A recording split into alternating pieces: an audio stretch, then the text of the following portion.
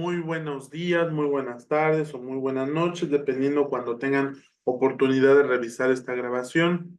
El día de hoy, 19 de noviembre a las 7:03 de la tarde, vamos iniciando nuestra sesión número 5, me parece. Sí, nuestra quinta sesión sobre derecho fiscal e impuestos. Hasta aquí nosotros ya habíamos revisado con suficiente holgura los impuestos federales y el día de hoy vamos a empezar con nuestra siguiente unidad, con la unidad número 3, al respecto de impuestos em, locales, ¿verdad? Vamos a iniciar con los impuestos locales. Un segundito, les voy a compartir pantalla.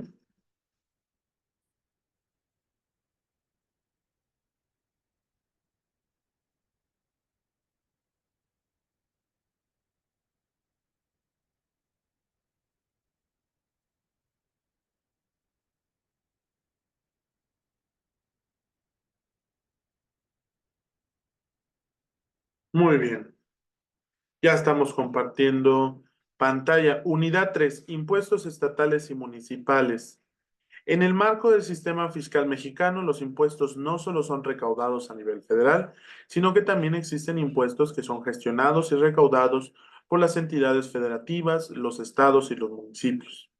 Esos tributos son fundamentales para el financiamiento de los servicios públicos y la ejecución de las políticas locales, además de ser una herramienta clave en la distribución de recursos para el desarrollo y bienestar de las comunidades.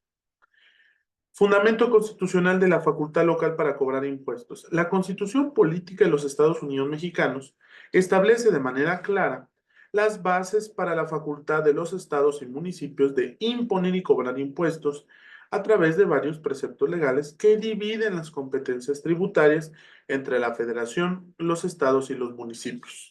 Recuerden que nuestro país, los Estados Unidos Mexicanos, estamos divididos por 3 niveles de gobierno: el nivel federal, el nivel estatal y el nivel local o municipal.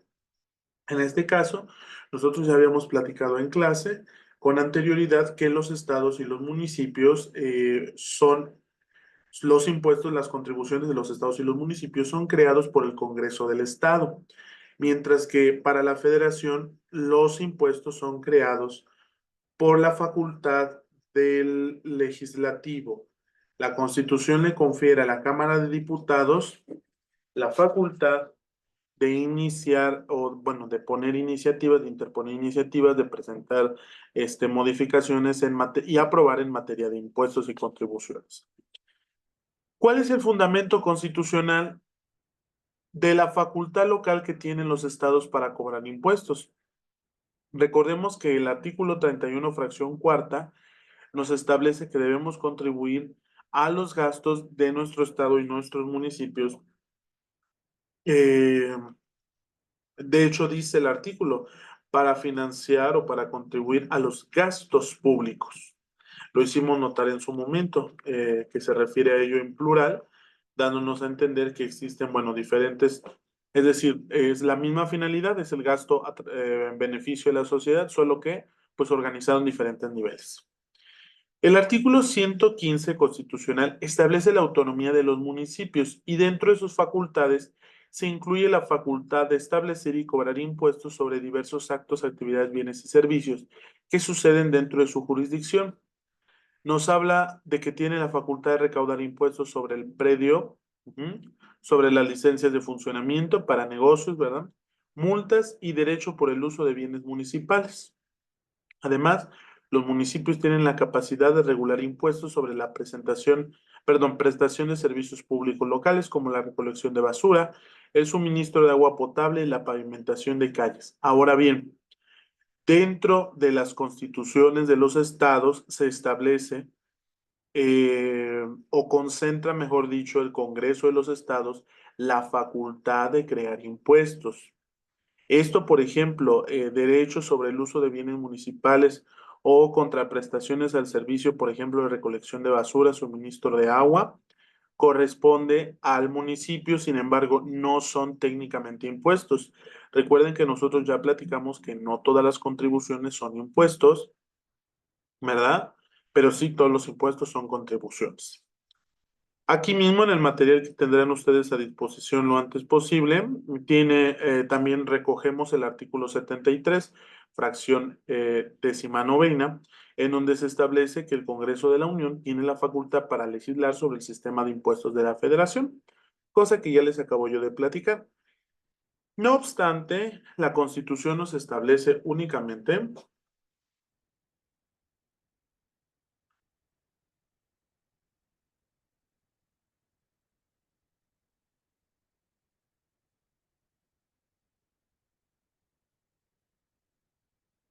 Hola compañera, ¿qué tal? ¿Cómo está?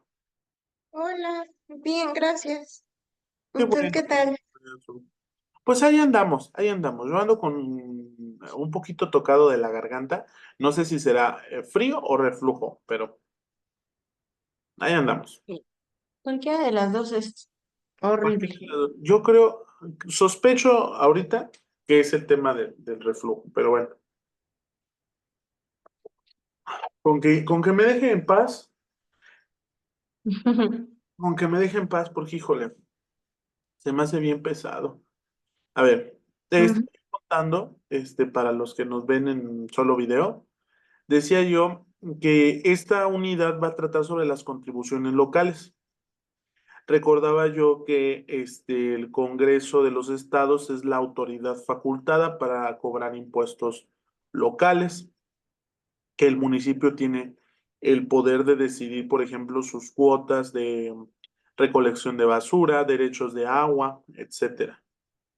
Y decíamos que a nivel federal, a pesar de que aquí dice el Congreso de la Unión, es una facultad exclusiva de la Cámara de Diputados, la elaboración y aprobación de leyes o modificaciones a las leyes de carácter fiscal. Es decir, los únicos que pueden crear impuestos son la Cámara de Diputados a nivel federal y a nivel local son los congresos de los estados.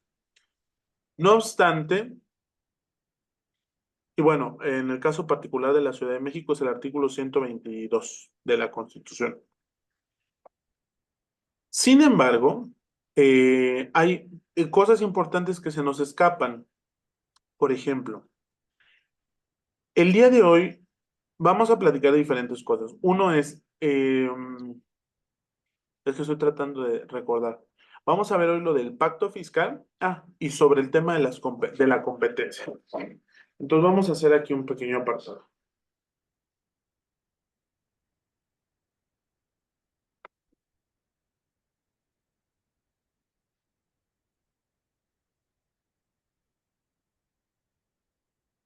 Ahora, podemos cobrar impuestos a nivel local, como,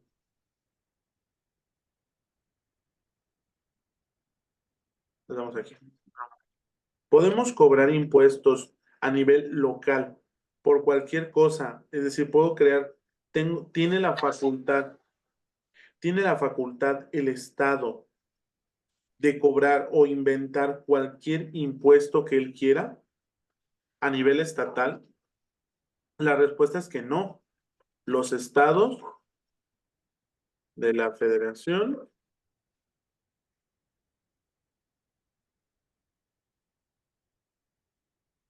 no pueden eh, grabar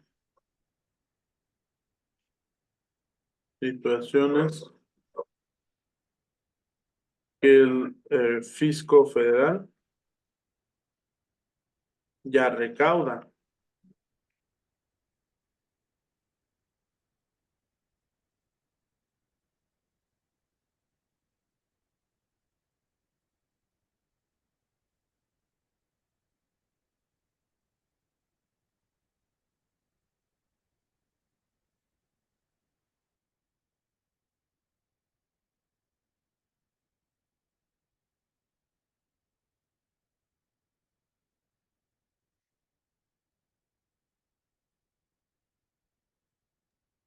Bueno. Entonces, ahora, acaba de suceder un tema el día de hoy y es que el señor gobernador del estado de Jalisco presentó una iniciativa al Congreso de su estado en el cual está solicitando, por supuesto, que por favor el estado de Jalisco salga del pacto fiscal. ¿Qué significa eso de que salgan del pacto fiscal? Bueno, vamos a platicar. Nuestro país ha atravesado por un pasado histórico y político bien curioso, porque durante mucho tiempo nuestro país se debatió entre un modelo de república centralista y uno federalista. El centralista quiere decir, vamos a pecar de ser simplones, ¿verdad? Estoy buscando un artículo de la Constitución. Ahí lo encontré. Ya, ahorita regreso a él. Decíamos, cómo funciona este sistema del federalismo? El federalismo se supone, o vamos a ponerlo de esta manera, que hay una división de competencias. Unas cosas se va a encargar de hacer la federación y otras cosas, otras labores van a estar encargadas a los estados. Cada uno de los dos va a tener su propio gobierno y el gobierno de los estados no es empleado del presidente de la República. En otros lugares, por ejemplo, por ejemplo, el alcalde o gobernador de Nuevo León sería designado por la presidenta de la República. Y así cada vez que cambia el presidente, él podría nombrar a los 32 gobernadores. En el sistema federal, pues eso no pasa. En el sistema federal, el gobernador de Nuevo León se elige de acuerdo a la temporalidad de la elección y es independiente del presidente de la República. El presidente de la República no lo puede despedir porque no es su superior jerárquico, ¿no? Y así con el presidente municipal, él también, a pesar de ser una autoridad muy pequeñita y muy local, pues no puede ser despedido por el gobernador ni por el presidente de la República. Entonces, bueno, en el federalismo, nosotros o cada estado de la República tiene la competencia de cobrar ciertas cosas para el mantenimiento de su gasto público. Como le asignamos responsabilidades y funciones legales, también le tenemos que asignar presupuesto. Acuérdense cuando vimos lo de políticas públicas, ¿no? Le tenemos que destinar personal, presupuesto y una ley específica. Ahora, en el caso mexicano, durante mucho tiempo, los estados de la República han sido autoridades o sea, débiles. No todos los estados tienen la infraestructura y todo el equipo y personal necesario para hacer sus funciones. Entonces, hay muchos estados de la República que varias de sus funciones, aunque constitucionalmente les toca hacerlo a ellos, se los han dejado al gobierno federal. Entonces, a través de convenios legales, han establecido cuestiones como la que voy a platicar ahorita. El estado de Michoacán tuvo mucho problema con el pago de los salarios de los maestros. Y Michoacán a nivel básico tenía muchas protestas, igual que Oaxaca, igual que Guerrero, igual que Chiapas, por el tema de los salarios de los maestros. Sin embargo, a mediados del año 2019 o 2000, más o menos en el 2019, el gobierno federal absorbió la nómina del estado de Michoacán. Es decir, el dinero que le tocaba darle a Michoacán en concepto de educación o en salario para los maestros, ya no se lo entregaban al estado de Michoacán y luego ellos lo repartían, sino que directamente la federación se encarga del pago de los maestros, sin intermediarios. Lo mismo ha sucedido con el modelo de IMSS Bienestar, en el cual en veintitantos estados de la República, la federación ha empezado a absorber las necesidades sanitarias del país. Entonces, como había y hay mucha corrupción de un nivel a otro y hay mucho desvío e ineficacia por la triangulación de información, recursos y personal, la federación ha empezado a absorber facultades que le correspondían a otros estados, a los estados de la República. Ahora, el tercero es el más importante y yo creo que el más delicado de todos. Es el tema de la recaudación fiscal. La Constitución le da la posibilidad a los estados de la República que ellos recauden su propio presupuesto, su propio gasto, ¿no? Si tienen posibilidad de cobrar el impuesto predial, pues ellos deberían, así como tienen la potestad legal, pues tendrían o deberían tener la facultad o el poder técnico de cobrarlo. En la actualidad, el grueso de los impuestos locales, a nivel estatal, lo cobra la federación, no los gobiernos locales. Entonces, se va dando el caso de que el gobierno local delegó muchas facultades al gobierno federal a pesar de que la Constitución se los otorgaba a él. Es como la Constitución le dio poderes a los estados y los estados se los fueron devolviendo a la federación porque no podían cumplir con ellos. ¿De qué trata esencialmente el pacto fiscal?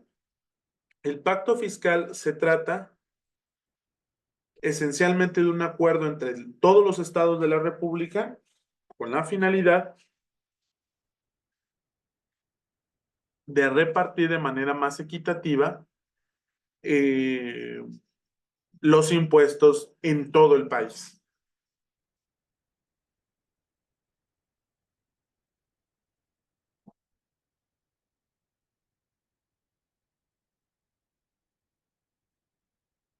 Existe una fórmula.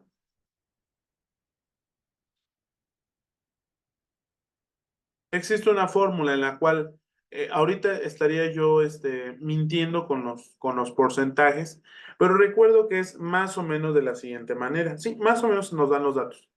Son aproximadamente el 46 punto y fracción por ciento que se entrega de todos los impuestos que recaudan los 32 estados. El gobierno federal lo reparte igual. O sea, el 46% de todo el dinero lo mete en todo el dinero lo mete en una bolsa. Y luego el 46%, creo que era así, el 46,6% se reparte a todos los estados. Posteriormente, el otro 46,6% se repartía de manera proporcional según la población. Y entonces de eso nos quedaban como un 9% o algo parecido. Pero más o menos me dan los datos. Ese 9% se repartía inversamente proporcional a la población. Es decir, agarrábamos 46 pesos y los repartíamos lo que nos alcanzara para cada estado de la República, todo la misma cantidad. Luego del siguiente 46,6% se reparte, ese es el Fondo de Participaciones Federales, ¿no? Vamos a agarrar el 46,6% y lo vamos a repartir, le vamos a dar más a quien más población tenga. Entonces, aquí quien más recibe de esa segunda categoría, pues son los 5 estados más poblados del país. Entonces, ahí beneficiamos al Estado de México, a la Ciudad de México, al Estado de Veracruz, al Estado de Jalisco, al Estado de Nuevo León y ahí vamos, 1, 2, 3, 4, al Estado de Puebla, ¿verdad? Entonces, bueno, ya están. Ahora, 9% inversamente proporcional a la población. Es decir, vamos a empezar con los 9% y le vamos a dar más a quien menos gente tenga. Entonces vamos a empezar desde Baja California, y luego Colima, y luego Campeche, y luego hasta donde se nos acabe el 9%. Órale, pues. Esto es equitativo de alguna manera, sí. Y vamos a platicar por qué. Aquí de hecho tengo un pequeño reportaje y me gustaría compartirlo. A ver si lo tenemos a la mano.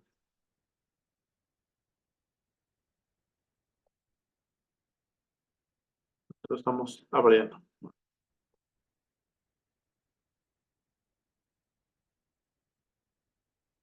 A ver si ahorita no lo sabe. Bueno, el estado ¿cómo se llama? De Nuevo León y de Jalisco al inicio del sexenio pasado, en el 2019, se quejaban de que ellos, por ejemplo, sacaban cuentas y decían, es que yo recaudo mucho.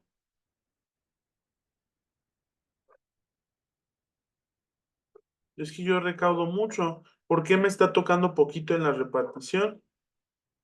Y entonces la federación le decía, bueno, sí es que tú recaudas mucho, pero ese dinero, pues no, eh, tú solito no podrías, tú solito no podrías recaudar ese dinero.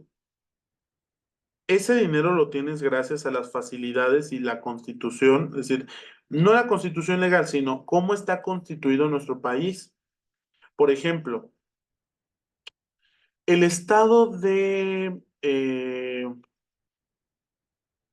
el estado de Tabasco, por ejemplo, a nivel población, pues tiene poquita y a nivel productividad también es chiquito el estado.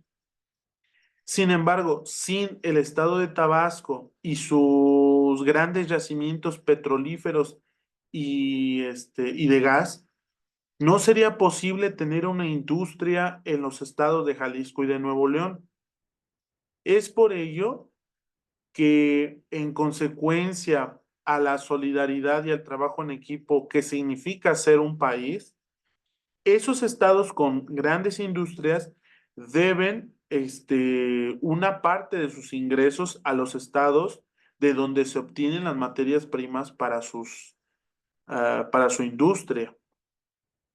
Aquí, por ejemplo, estoy sintetizando esa información. Esta es una actividad para la materia de Derecho Financiero de la licenciatura en Derecho que impartí en la Universidad de ISEL. Y es una noticia muy chiquita que dice, el conflicto del Pacto de Coordinación Fiscal entre Jalisco, Nuevo León y la Federación. El 6 de noviembre del 2020, el gobernador de Jalisco, Enrique Alfaro, hizo público su descontento con el Pacto de Coordinación Fiscal. Durante una rueda de prensa, Alfaro señaló que el Estado recibía un trato injusto en la distribución de los recursos federales, dado que Jalisco aportaba más de lo que recibía. No es justo que un estado como Jalisco, que es uno de los motores económicos del país, reciba menos recursos en proporción a lo que contribuyen a la recaudación federal, declaró. En este contexto, Alfaro anunció que iniciaría un proceso de consulta ciudadana para evaluar si Jalisco debía continuar en el pacto fiscal o buscar un esquema alternativo de financiamiento. Por su parte, el gobernador de Nuevo León, Samuel García, se sumó a esta postura, argumentando que su estado también estaba siendo perjudicado.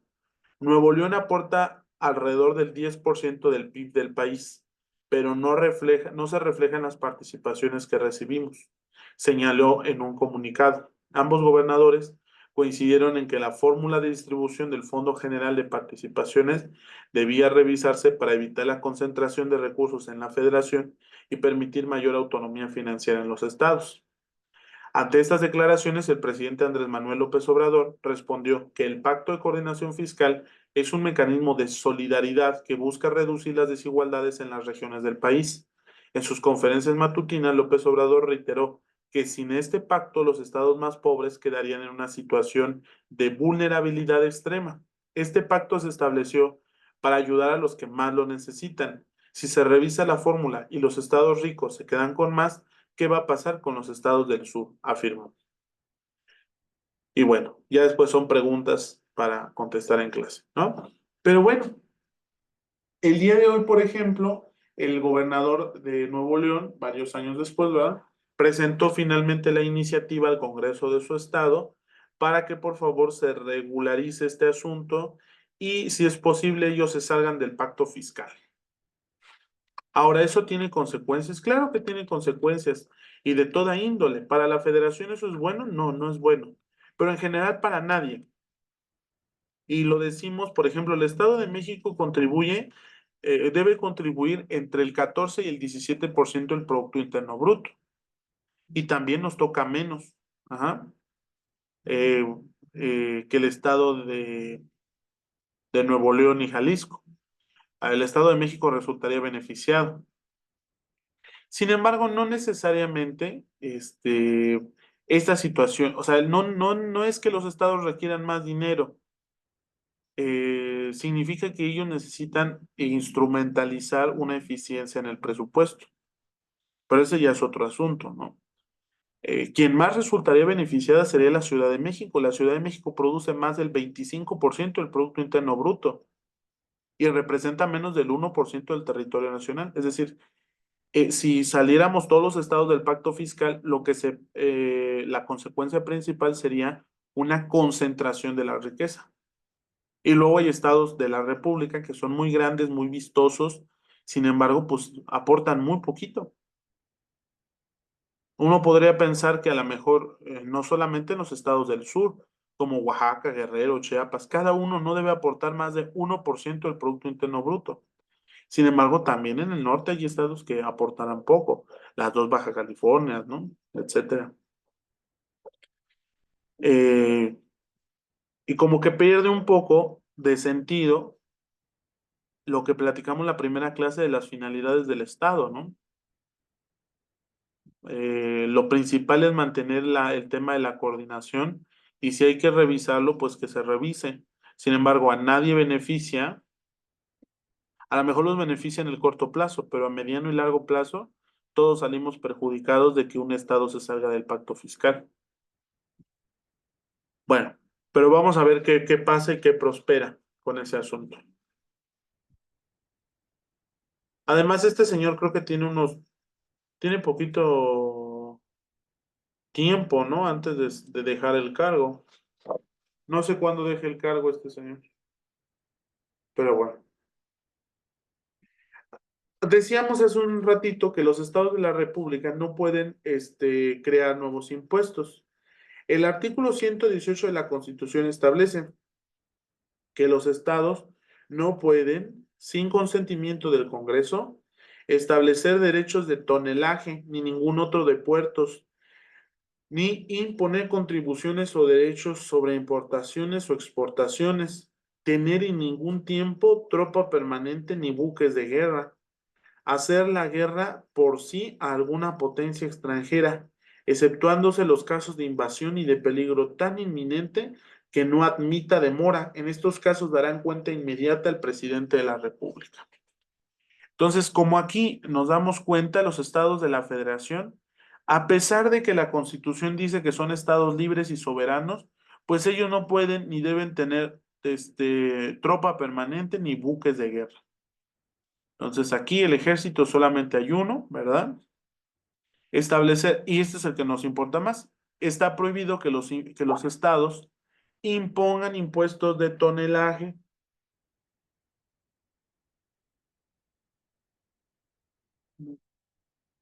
¿Te puedo hacer una pregunta, querida Susana?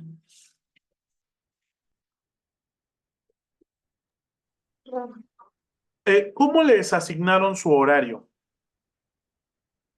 Es decir, ¿siempre tienen clase a las 7 de la noche?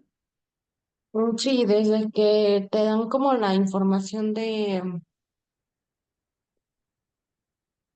pues sí, para estudiar la carrera, te dicen cuáles son los horarios de clase. Ah, ya veo. Me parece, me acuerdo. Sí, sí, ya se me hacía raro. Ok. ¿Y la universidad en qué horarios da más clases? Sé que tienen sabatina, sé que dan prepa como en domingos, algo así. No recuerdo. Ahora sí que me enfoqué yo en mi horario y ya. Sí, es que aquí un compañero comentó algo al respecto y me causó curiosidad. Yo dije, a lo mejor tienen o sea, por ejemplo, de que no, pues es el turno nocturno, casi casi, pero a lo mejor se los mueven y les dicen, no, pues ahora va a ser el lunes, ahora va a ser el viernes, no sé, ¿no? Cosas así. Bueno, ni modo. Que yo sepa, los horarios ya están establecidos. Ok, Ya nada más te preguntan como cuál es el que te conviene. ajá. Sí, sí, eso me suena más.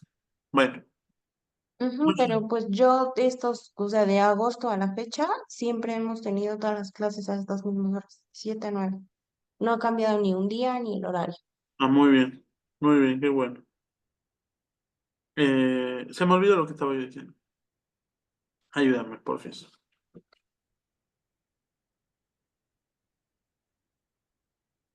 Ah,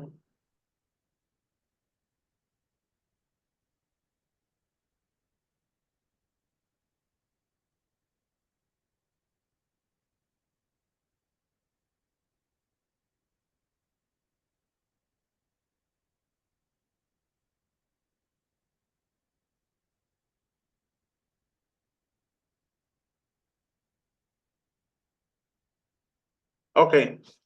En esta unidad vamos a revisar estos impuestos, querida Susana. Mira, te los voy a mostrar. Está en la primera página. Un segundo. Este es mi borrador antes de pasarlos al archivo de materiales que ustedes pueden consultar. Aquí, por ejemplo, ya estoy trabajando en la unidad 4, que será para nuestra última clase o nuestras últimas dos clases. Que de hecho también aquí, por aquí tenemos ya abierta el calendario, ¿no? Que ya tenemos el tiempo encima. Y vamos bien. Entonces, aquí, impuestos estatales y municipales. Debemos revisar estos cuatro impuestos. El impuesto sobre la propiedad, aquí le pusimos predial. De manera en la doctrina, ¿no? Le llaman impuesto sobre la transmisión de propiedad. En el Estado de México se llama impuesto sobre la adquisición de bienes inmuebles, el impuesto sobre nómina y el impuesto cedular en Yucatán. ¿Y por qué los separamos de Yucatán? ¿Te acuerdas que te contaba yo en la clase pasada o antepasada que todos los estados, nadie cobra un impuesto sobre la renta a nivel local? Yo, por ejemplo, y de hecho eso lo comenté en familia, ¿no? Decía yo, ahí la regué, porque yo dije que ningún estado, o hasta donde yo sabía, ningún estado cobraba además de Yucatán. Y sin embargo, descubrí que hay varios estados de la República que cobran este impuesto cedular. Son más de 5 estados. Entonces, por ejemplo, estaba el estado de Chihuahua, el estado de Guanajuato. Pero sin embargo, yo recuerdo mucho la controversia que hubo con el estado de Yucatán y por eso no lo quedamos, ¿vale? Este pequeño tema se llamaba antes algo así como otros impuestos. ¿Te acuerdas que te dije? Y no, le vamos a cambiar eso y le vamos a poner impuestos cedular en Yucatán. Que no se pierda la bonita costumbre de trasquilar el temario. Entonces, vamos a revisar hoy impuestos, vamos a revisar los cuatro, ¿va? Y tenemos ejemplos.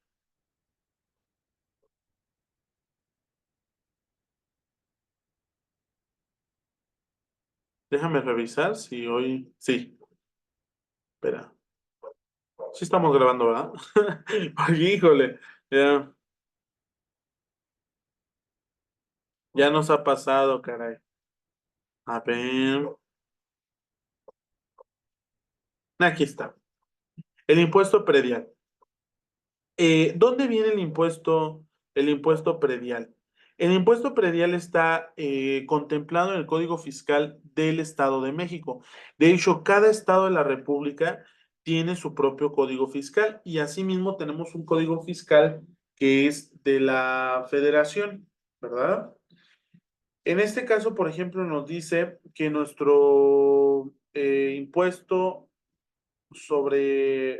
predial, perdón, se establece a través del artículo 144 del Código Fiscal del Estado de México.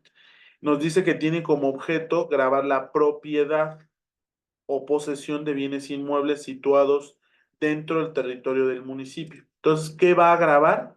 Va a grabar la propiedad o posesión de bienes inmuebles situados dentro del territorio nacional, del municipio, perdón, del estado. Ahora, no solamente es la propiedad de la tierra, sino también las construcciones que estén adheridas a él.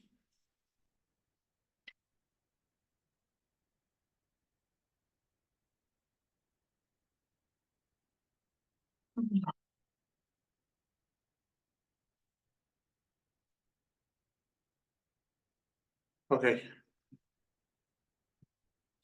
¿Cuál es la base gravable?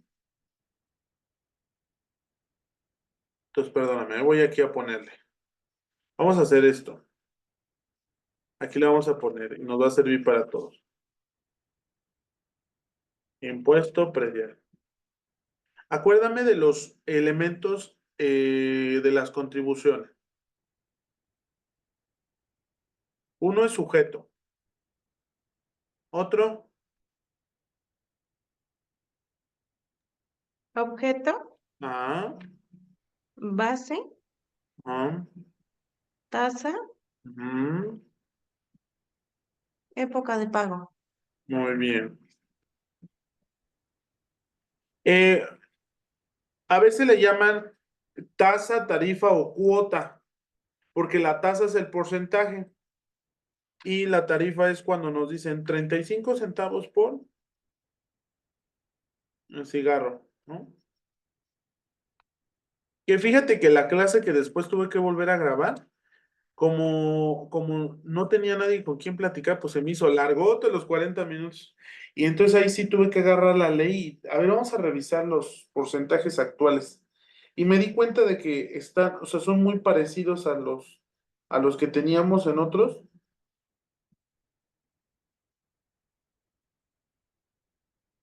Mira, dice, su reunión terminará en 10 minutos. A ver, vamos a intentarlo. Desconectarnos y volvemos a conectar, ¿vale?